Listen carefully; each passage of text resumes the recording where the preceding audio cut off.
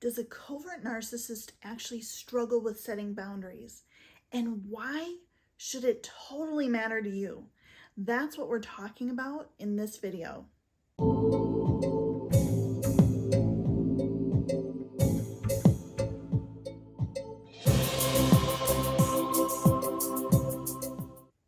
Hey, I'm Dr. Melissa. I'm a trauma expert and top doctor. And in this video and on this channel, I help you identify the hidden narcissists in your life, identify the impact that they're having on your life, and then turn that trauma and that drama into gold, becoming stronger and more powerful than you ever were before. If that sounds like exactly what you need, click subscribe, click that notification bell so that you don't miss a thing. Today we're talking about whether or not covert narcissists struggle with setting boundaries. And I know it sounds crazy, right? It would be common, it would be natural to think, why the hell do we care if they struggle with setting boundaries? They don't honor ours. And I'll tell you why it matters.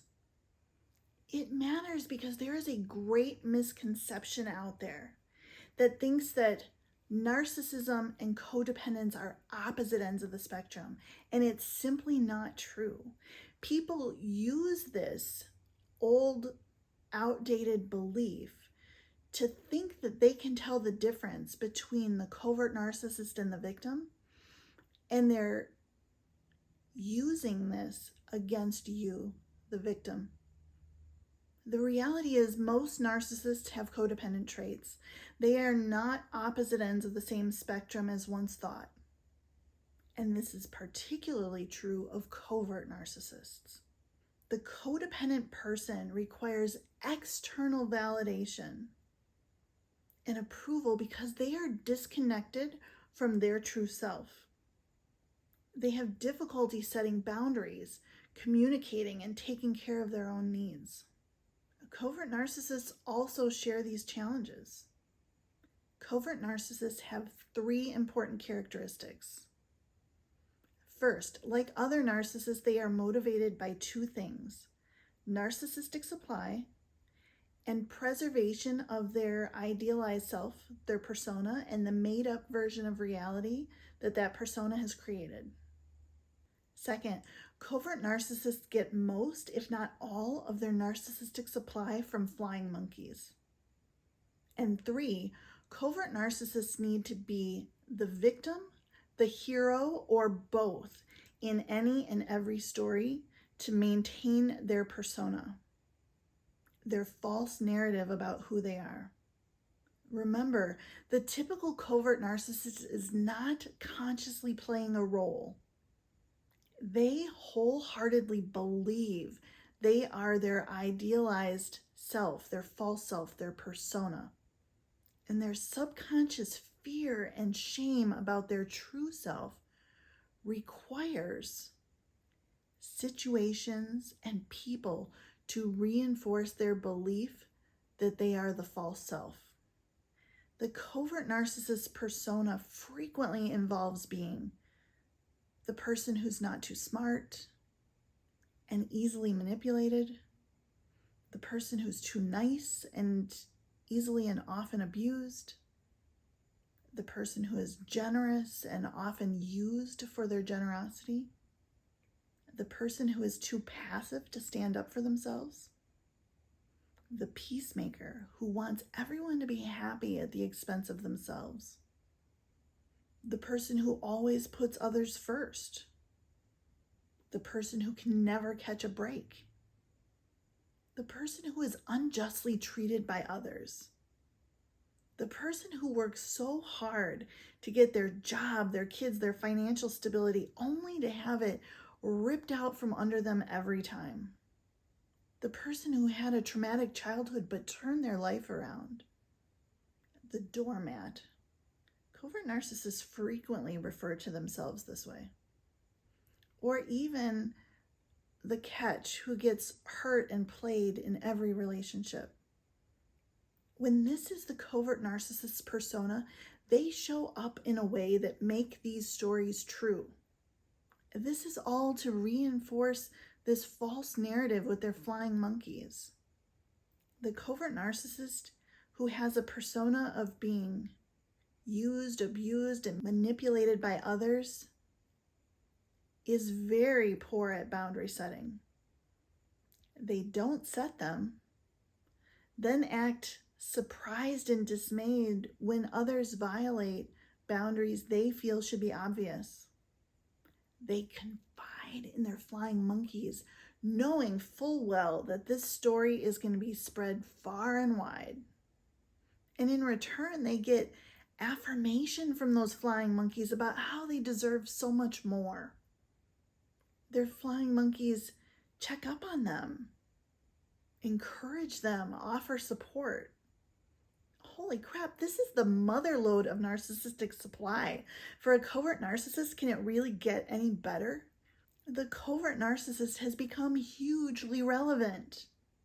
And similarly, the covert narcissist will not stand up for themselves, particularly to other narcissists. This is a perfect victim story. The story writes itself. The covert narcissist gets mega doses of narcissistic supply. This all also plays into their characteristic of being extremely passive-aggressive. They get far more narcissistic supply complaining about the woes and tragedies of their life than they would if they got whatever it was in the world that they wanted. For this reason, it is not possible to give them what they want. Nothing will ever be enough. Instead, the covert narcissist will verbalize a desire to move to a new home and then complain that they never wanted to move. Express excitement about a new car that they picked out and then tell everyone years later that it was never what they wanted. Or encourage you to buy a timeshare and then tell everyone that you wasted all of the money.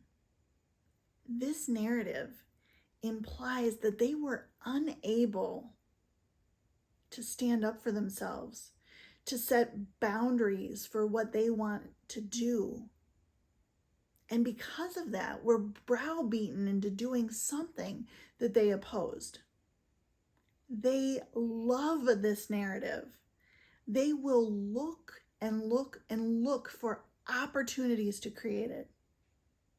So what happens when you set boundaries or stand up for yourself with the narcissist? I'll tell you this, it does not go well. Standing up for yourself or setting boundaries with a covert narcissist results in narcissistic injury, maybe even narcissistic rage or narcissistic collapse. They cannot believe you would dare do something that they wouldn't. The covert narcissist will explicitly tell you things like, you should let guests smoke in your home, even though you're allergic to smoke. Or you should do their Christmas shopping for them because they had to do it for their parents and they hated it, so you should have to do it too. Or you should just get along with family members that are bullying you. The covert narcissist believes their boundaries were violated in these situations, so yours should be too. They are infuriated when you won't allow your boundaries to be violated. And they certainly don't believe you should set any boundaries with them. If this video resonates with you, type "I own healthy boundaries" in the comments. Then like this video, share it with someone who needs to hear this message.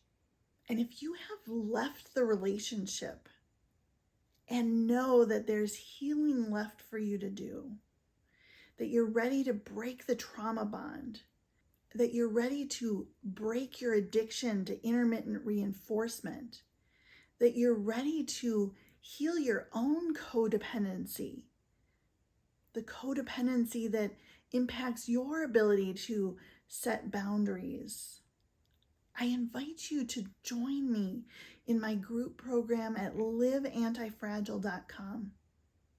I'm Dr. Melissa, and I will see you in the next video.